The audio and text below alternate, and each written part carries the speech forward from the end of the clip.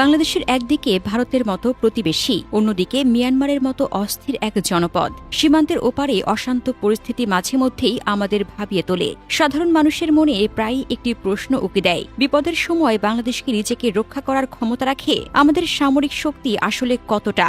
সামরিক শক্তির বিচারে বিশ্বমঞ্চে বাংলাদেশের অবস্থান এখন আর আগের মতো নেই। 2018 সালে বৈশ্বিক সামরিক সূচকে বাংলাদেশের অবস্থান ছিল 58তম। মাত্র 6 বছরের ব্যবধানে 2024 সালে সেই অবস্থান উঠে আসে 37 নম্বরে। এই লাফিয়ে চলা উন্নতি বলে দিচ্ছে বাংলাদেশ তার প্রতিরক্ষা খাত নিয়ে কতটা সিরিয়াস।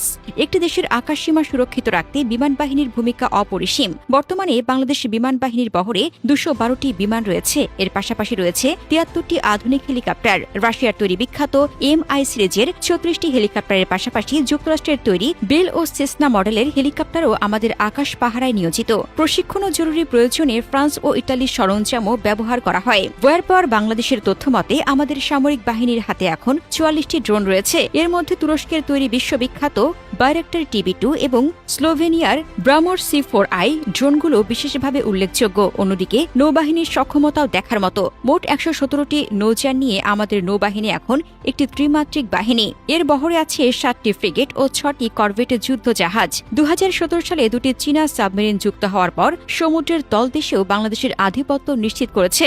স্থলযুদ্ধের ট্যাঙ্ক হল প্রধান শক্তি।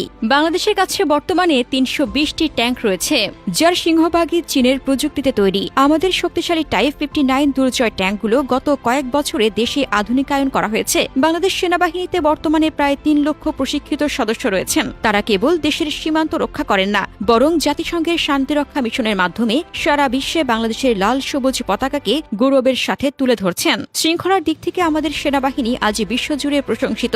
চীন, রাশিয়া, তুরস্ক এবং যুক্তরাষ্ট্রের আধুনিক প্রযুক্তির সমন্বয়ে আমাদের প্রতিরক্ষা বাহিনী আজ এক অনন্য উচ্চতায়। ভবিষ্যতের বাংলাদেশ সামরিক ও অর্থনৈতিকভাবে আরও কতটা স্বয়ংসম্পূর্ণ হবে তার সময় বলে দেবে। তবে এই মুহূর্তে দাঁড়িয়ে আমরা গর্ব করে বলতে চাই, মাতৃভূমি রক্ষায় আমরা আজ যথেষ্ট শক্তিশালী।